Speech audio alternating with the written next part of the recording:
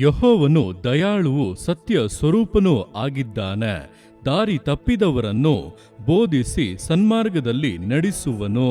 ಕೀರ್ತನೆಗಳು 25:8.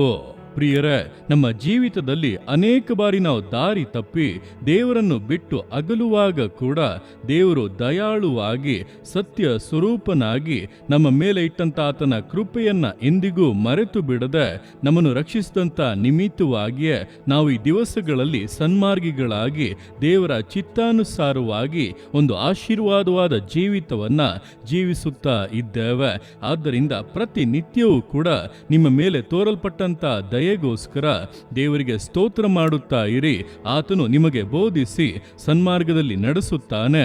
ಶ್ರೇಷ್ಠತೆಗಳನ್ನ ನಿಶ್ಚಯವಾಗಿ ಅನುಭವಿಸುತ್ತೀರಾ. ದೇವರು ನಿಮ್ಮ ಸಂಗಡ ಇದ್ದು ಈ ವಾಕ್ಯಾನುಸಾರವಾಗಿ ನಿಮ್ಮನ್ನು ಆಶೀರ್ವದಿಸುವರು. ಆಮೇನ್.